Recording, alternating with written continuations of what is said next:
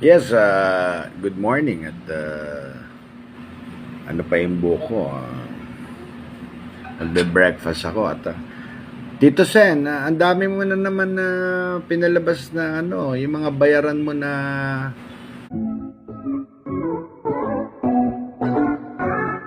Andrew Eliana, maanghang ang mga binitawang salita laban kay Senator Tito Soto. Ano nga ba ang nangyari sa dalawa at tila ba may hidwaan? Di ba dati naman ay sila ay double cats pero ngayon ginaganito nila ang isa't isa?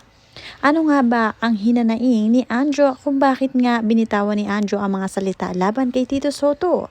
May mga itinatago pala itong si Senator Tito Soto. sa mga vloggers, Tito Sen. Gusto mo talaga ng Tito Sen, na gusto mo talagang laglagan? Gusto mo i-reveal ko na mula 2013 kung sino po yung kabit nyo, Tito Sen? Okay ba sa yun, Tito Sen? Gusto mo sabihin ko na kung sino yung kabit mo mula 2013 na pinalakad mo sa akin?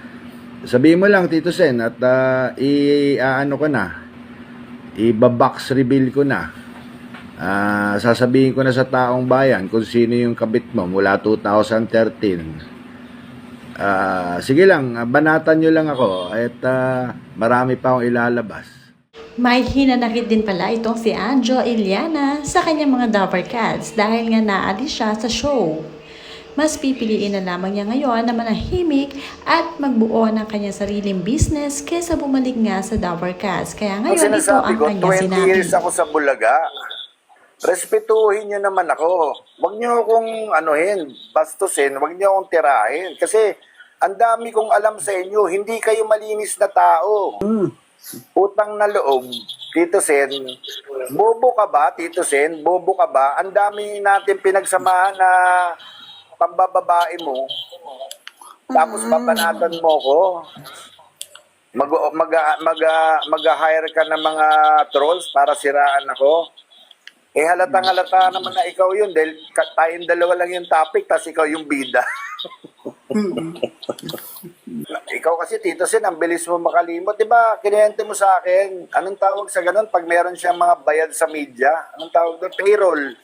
Diba, diba nakwento mo yung mga payroll mong media? Gusto mo isa-isahin ko yung mga media na tao na nasa payroll mo. Ang dami ko ng pasabog. Ilan? Yes, good afternoon po sa inyo lahat. At syempre, good afternoon kay Auntie Claire Castro. Yan ang presidential spokesperson yata ng Malacanang. Yan. Madam Claire, naalala niyo po ako, Angeliana, kayo po yung nagtanggol sa akin doon sa mga bintang ni Rafi Tulfo tungkol sa eskwelahan ko dati. Naalala niyo yun, di ba? Hinimay-himay nyo at pinalabas nyo na itong si Rafi Tulfo ay talagang ginamit, sinira ang pangalan ko, sinira yung eskwelahan. Marami kaming pinag-aaral na libre, walang tuition. At yan po, at si Rafi Tulfo na hinimay nyo at lumalabas. Bakit ginawa nila to? Nagpapaaral nga si Anjo ng libre, tapos ibabalik yung tuition, wala nga tuition. Yun po, at maraming salamat. Panoorin nyo lang po si Auntie Claire Castro, si Rafi Tulfo tungkol sa eskwelahan ko para makita nyo kung anong ginawa sa akin ni Rafi Tulfo. At balang araw po ay marami po nag-a-advise sa akin na kasuhan ko to ng cyber libel itong si Rafi Tulfo dahil paninirang puri ang ginawa sa akin. Pero Auntie Claire, punta tayo sa sinabi nyo na ako daw po ay, sabi niya, walang karapatan. Wala daw akong karapatan na sabihin na magpa-hair follicle test si Presidente PBBM at parang nagalit kayo sa akin. Unang-una, Madam Claire Castro, it is the right of every Filipino to be heard. Diyan sa gobyerno, it is our right na pakinggan niyo po kami.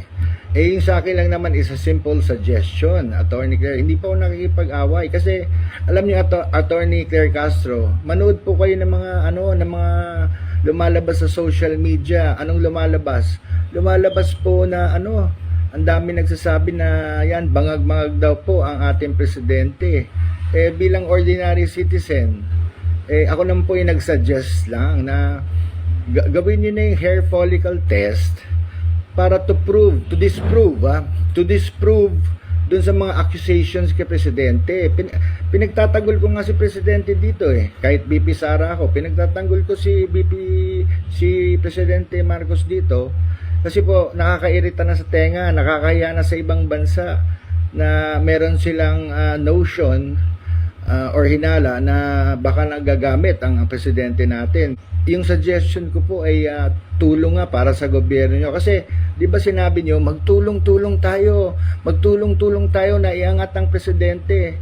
Yan po yung aking tulong. That is my suggestion. Yun po yung aking tulong sa inyo na kung pwede, pakinggan nyo ako bilang ordinaryong mamamayan na nakikiramdam sa mga nasa baba. Kasi once na na-prove nyo po na negative po si Presidente BBM, di maganda. Tatahimik na po, Attorney Claire, yung mga nagsasabing gumagamit daw ang ating presidente. Pero hanggang hindi po nyo ginagawa yan, tuloy-tuloy lang yan. So yun lang po yung side ko, Madam Claire Castro. No? At yung sinasabi nyong wala akong credibilidad, that is your opinion. This is a free country. We are in a democratic country. Kung sabihin nyo kung pangit ako, kung gusto nyo sabihin na wala akong kredibilidad, nasa inyo po yan. Wag lang yung magsasabi kayo, mag-iimbento ng hindi totoo at sinisiraan nyo yung pagkatao o puri ng isang tao, katulad ng ginawa ni yang si Senator Rapi Tulfo sa akin, na pinagbintangan akong scammer. Yan ang yan ang dapat kasuhan ng cyber libel, paninirang puri. Pero yun nga, kung gusto yung panoorin, yung sinabi ni Attorney Claire na pinagtanggol niya ako noon laban dito kay Rafi Tulfo, hindi pa siya senador noon. Panoorin nyo, nandyan po sa FB yata yun, Attorney Claire. Kaya salamat, Attorney Claire, pinagtanggol mo ako dati. Si Attorney Labayan din, Libayan, meron din yata yung video noon na hinimay-himay nila na mali yung ginawa sa akin ni Senator Rafi